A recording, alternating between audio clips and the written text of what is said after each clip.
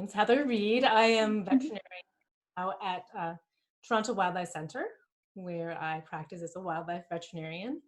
And I am co-founder of Animal Experience International, which sends volunteers around the world helping with animal conservation projects. Wow, that's really cool. And so we'll start the questions just going way, way back to your beginning of your career. And so, vet school is a huge commitment. And what was the driving force in you wanting to become a veterinarian? Yeah, I mean, I was one of the few students in my class who got into vet school because I was interested in, becoming a wildlife veterinarian. So, that was my big interest, was working with wildlife populations, helping with conservation medicine, just kind of educating people on how to be, better citizens and get along with animals and preserve wild spaces. So that was kind of my, I loved animals and I wanted to work with all types of animals, but that was my main interest. Yeah. And so what steps did you take before applying to vet school? Yeah, I mean, there's so many opportunities now for people who are interested in getting into vet school to volunteer and to try their hand at different areas. It's really hard to know what your thing that's going to really get your interest is going to be until you try it. So, I did a co-op when I was in high school at my local veterinary clinic where I got to work with dogs and cats and see how that type of practice worked. I did volunteer work in conservation organizations in my neighborhood, trying to help save the valley system behind our home and just kind of meeting people and networking that way. And so there's lots of different ways to, just trying to try your hand at different aspects of veterinary medicine. So maybe people might want to, work with horses or try volunteering at a wildlife center or, work on a farm. Like there's lots of different opportunities, and each of those things build on themselves and make you, better informed as to what you want to do if you do get into vet school, and also increases your chances that you'll be a great candidate to get in.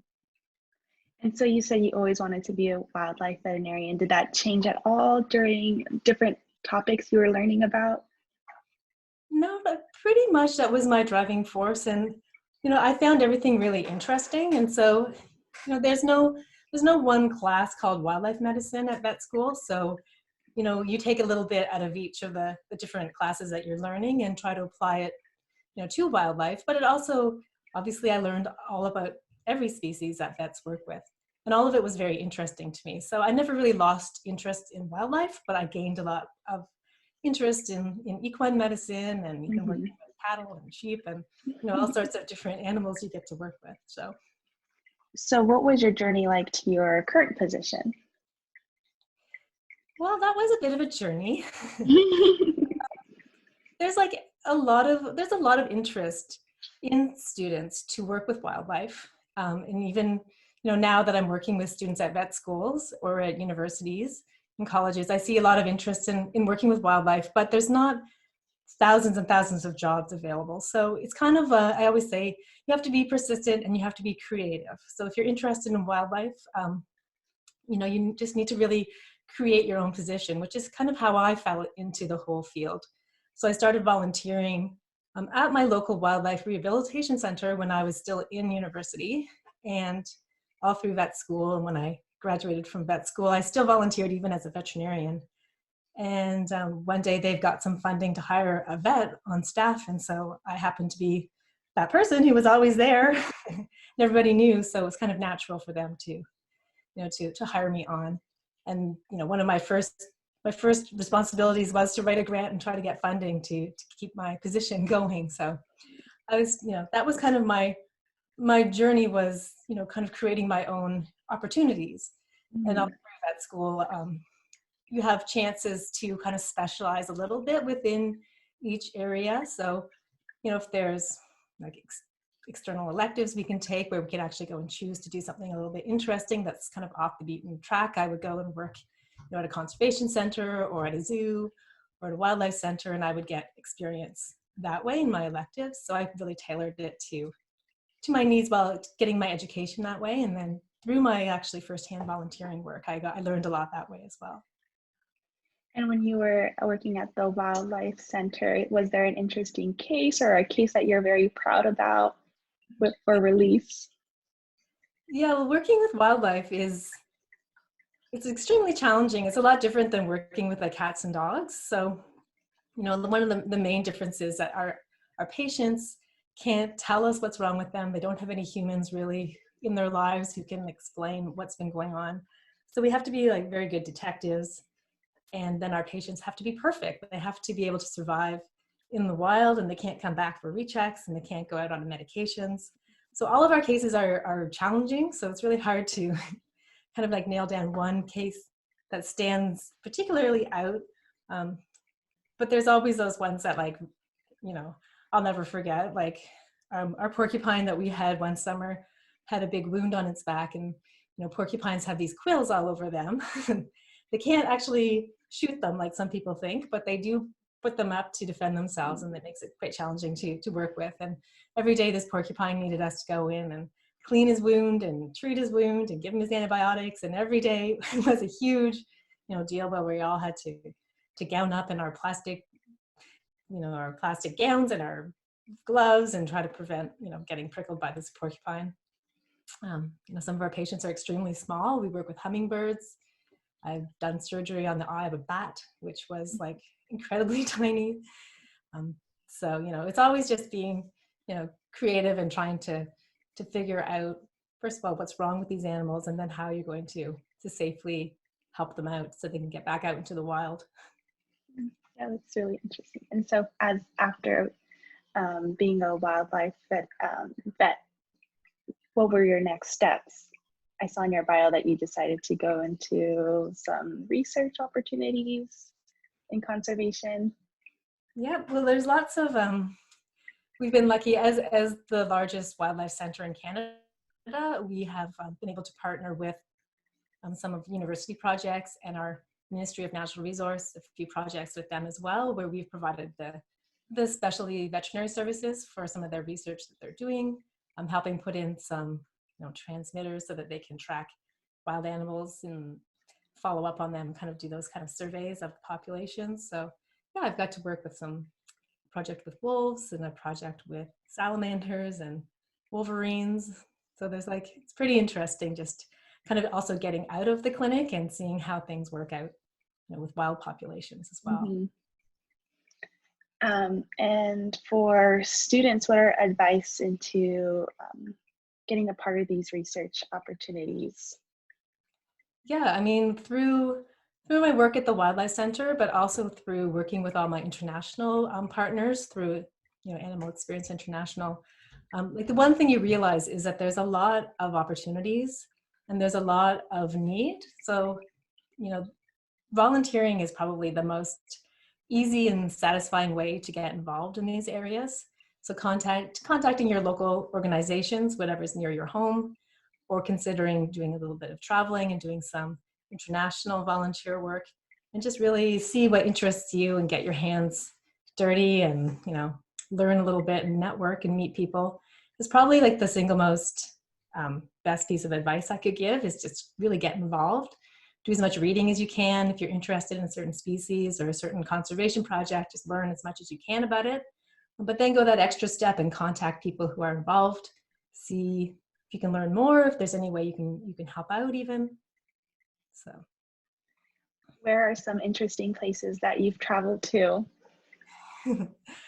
Well, I've been to quite a few places. I really enjoyed going to Australia. I was able to travel and do some work with a sea turtle project there, and there's a wildlife center that we work with, and a fruit bat conservation program. So I got to visit those organizations. That was pretty interesting.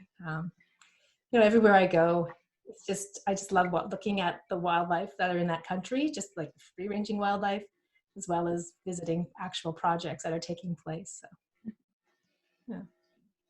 Let me see. And so, can you tell us a bit more about the organization you work for, and how is your role as a wildlife veterinarian helped you in this position? Yeah, well, so I kind of have like the two lives. So I work as an actual clinical vet at the Toronto Wildlife Center, which is in Toronto, Canada. And at that place, you know, obviously being a veterinarian is a very important part of the team. It's not the only, we're not the only players. There's like lots of wildlife rehabilitators who are charged with making sure the animals are eating and happy in captivity and their housing is okay and they're, you know, able to be released and in good condition. So the vet team, we work like hand in hand with that group just to make sure that our patients are doing well and getting the care that they need. The goal is always to get them back out into the wild with wildlife rehabilitation. With Animal Experience International, being a wildlife vet has been very useful for us to evaluate potential projects.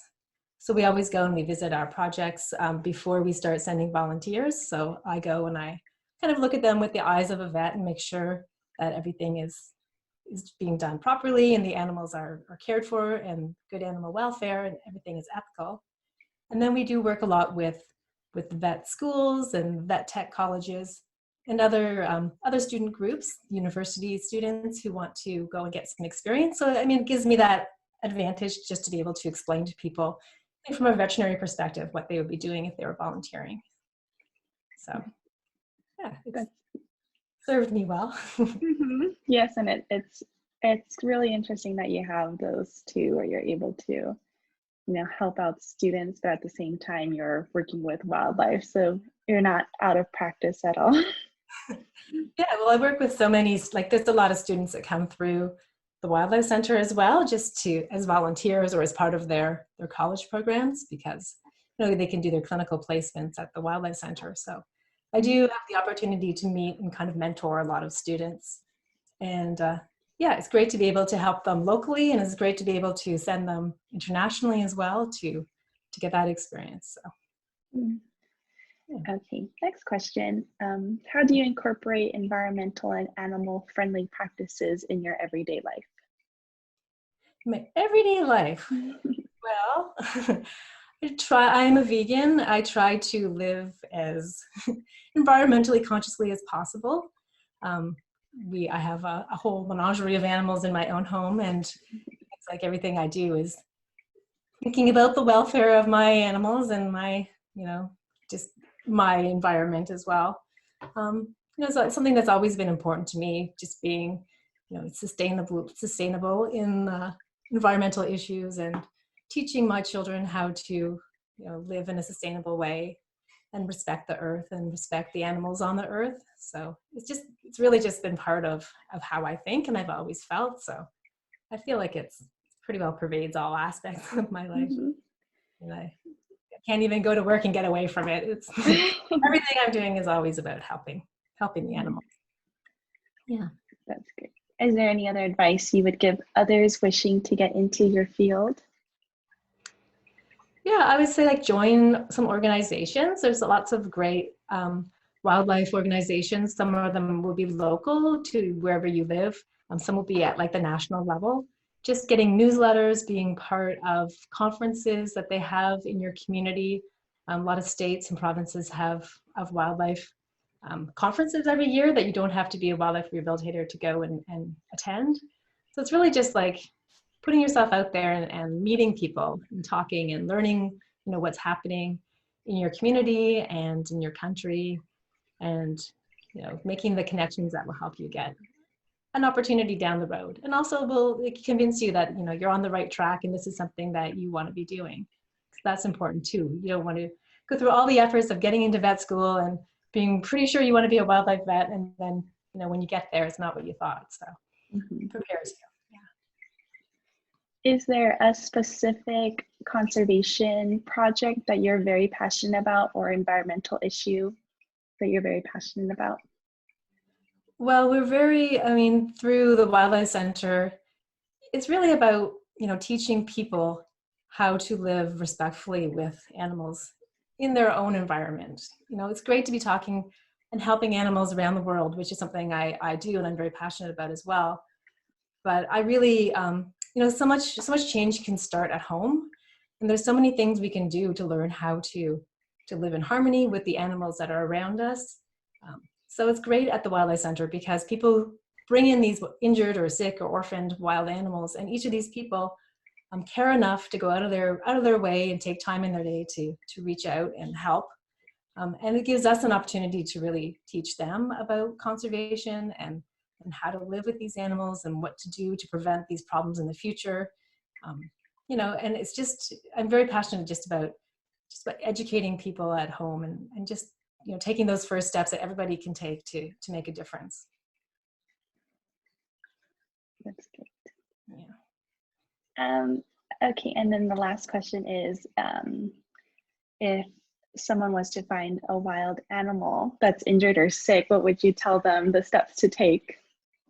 It's a very good question. And it seems like all of us will find something at some point in our lives where you can't look away. You know that animal is in need of help and you just know you have to do something. So what do you do? What we have at our center is a phone number people can call, our hotline, where they can even just find out if that animal does need help. Sometimes it's hard for us to know, is that a normal behavior that animal is exhibiting, or really does it need help? Is that baby an orphan, or are its parents nearby and now we would be just kidnapping it if we took it in? Like, what should we do? So there's a lot of questions when we find wildlife. And I would say, instead of just going on the internet and just looking, to try to find a wildlife center that's near you. And if there's no center near you, then to just look at one of the large wildlife centers online, because a lot of them have very good, reliable advice. If you get bad advice, you can really make a mistake that can be harmful for you or for the wild animal. So you want to make sure you're doing the right thing. So when people call our hotline, we always make sure that first of all, we try to figure out what type of animal they're talking about, because we don't always know what species we're dealing with. And once we figure that out, just deciding, is that animal really in need of help, or is it just being normal? And if it really needs help, then you should be getting advice from a wildlife professional on how to safely catch it up. Or if you need to bring in somebody, we have a rescue team that will come in and help animals that are either dangerous animals or animals in dangerous circumstances. So do you need help getting that animal contained, or can you contain it? And then how to safely bring it to your local wildlife rehabilitator. Great. I know this interview is going to be very helpful for people that are coming onto the Fanimal website, and this interview has been helpful for me too, because I'm going to be applying to vet school also. Taking the dive. Yeah, well, they're welcome. That'd be great. I just wanted to thank you again for making time out of your schedule to do this interview. Yeah, no problem. My pleasure. And is there any last comments you would like to say about? Yeah, I would say in general, I tell people who are interested in wildlife, don't get discouraged if people tell you, that it's a very limited field as far as jobs. There is so much need. There is so much need for wildlife and for wildlife conservation that you can find a way, you can find your path. Even if it's not being a veterinarian, there's so many ways to get involved and to help. So I say everybody should feel like they're full of hope, and that they should look forward to working with wildlife.